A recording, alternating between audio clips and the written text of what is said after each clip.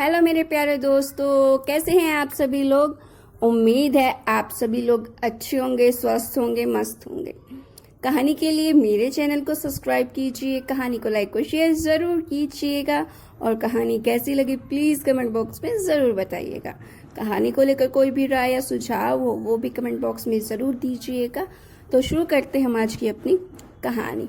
पारस एक खिलौने वालों की दुकान पर खड़ा था। अभी अभी उसका रिजल्ट आया था जिसमें वह फर्स्ट डिवीज़न में पास हुआ था। उसके पापा श्रीकांत जी उसे लेकर पास ही की खिलौने की दुकान पर ले गए। वहाँ पारस ने बहुत से खिलौने देखे लेकिन उसे कुछ समझ नहीं आ रहा था। बहुत देर बाद उसे दुकान पर एक मुखौटा दिखा जो कि एक मुस्कुराते हुए आदमी का था। उस मुखौटे में कुछ ऐसा था कि पारस उसे देखते ही रह गया, जैसे उस मुखौटे ने उस पर कोई जादू कर दिया। पारस अपने पापा से उस मुखौटे को लेने की जिद करने लगा। श्रीकांत जी, बेटा इसका क्या करोगे? कोई खिलौना ले लो, देखो कितनी अच्छी कार है रिमोट वाली। पारस, नहीं पापा, मुझे बस ये ही चाहिए।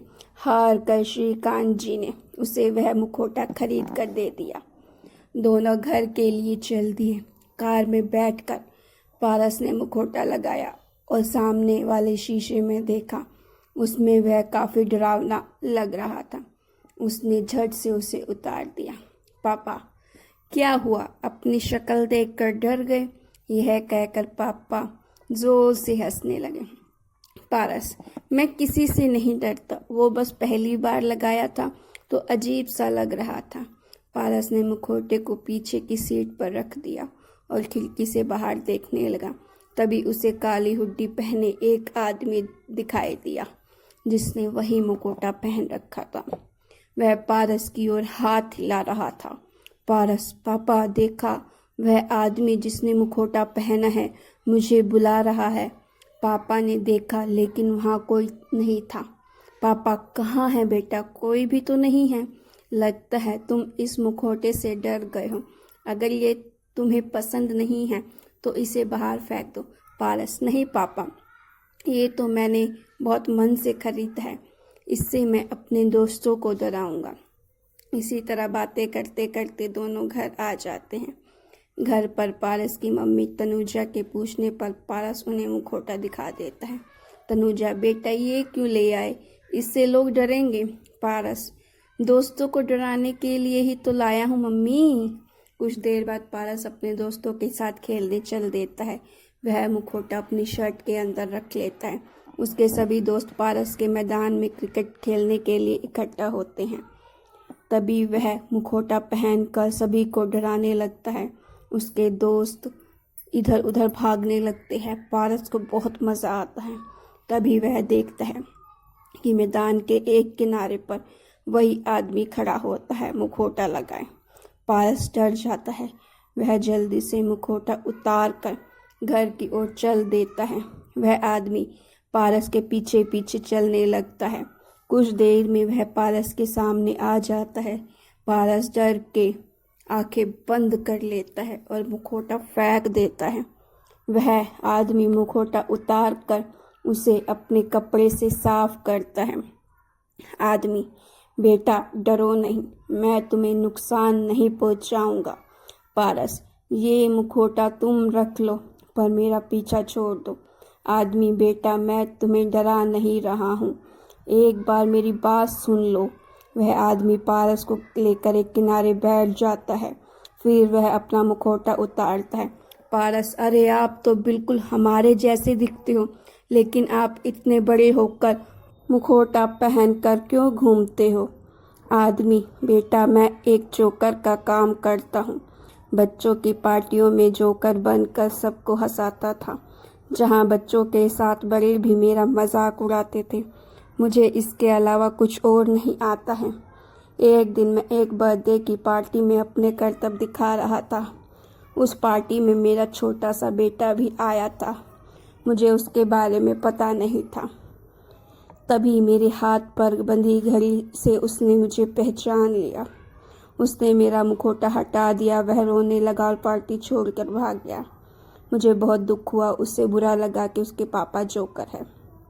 तब से वह मेरे से बात नहीं करता। मैं चाहता हूँ कि कुछ और काम करूँ, लेकिन मुझे कोई काम नहीं मिलता। उस दिन जब तुम यह मुखौटा खरीद रहे थे तो मैंने सोचा क्यों न अपने बेटे से तुम्हें मिलवाऊं, जिससे वो अपने पापा से नफरत ना करे, उसे पता लगे कि और भी लोग मुखौटा पहनते हैं। पारस, बस इतनी सी बात है अंकल, यही पास ही में मेरा घर है। आप अपने बेटे को लेकर मेरे घर आइएगा, मैं उसे अच्छे से समझा दूंगा, लेकिन तब तक यह मुखौटा मत पहनिए।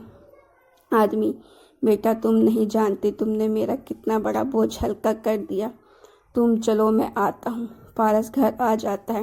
वह घर आकर अपने मम्मी पापा को सारी बात बताता है।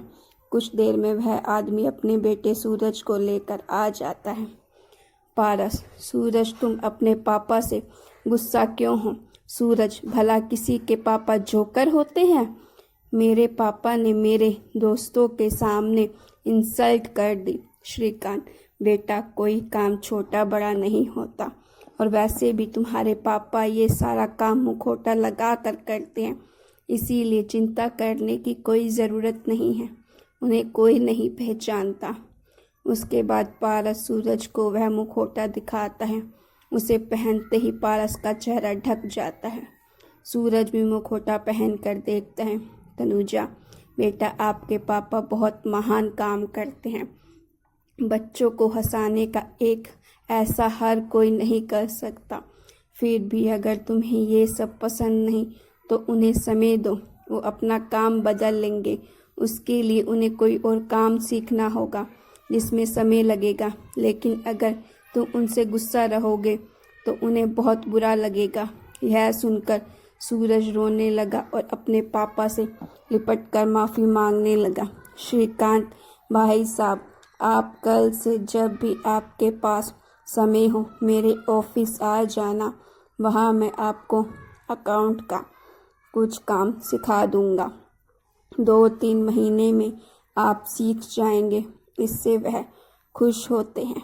पारस और श्रीकांत जी का धन्यवाद करके अपने घर की ओर चल देते हैं। श्रीकांत जी, बेटा कोई भी खिलौना आज तुम्हें वो खुशी नहीं देता जो इस मुखौटे ने तुम्हें दी है, ये तुम आज महसूस कर रहे होगे। पारस अपने पापा से लिपट जाता है। तो गाइस, आपको ये स्टोरी कैसी लगी? अगर आपको ये स्टोरी पसंद आई हो तो प्लीज़ इस स्टोरी को लाइक ज़रूर कीजिएगा, और ऐसी स्टोरीज़ के लिए मेरे चैनल को सब्सक्राइब कीजिएगा और साथ में लगे हुए बेल आइकन को भी दबा दीजिएगा, और अपनी राय प्लीज़ ज़रूर दीजिएगा स्टोरी को लेकर जो भी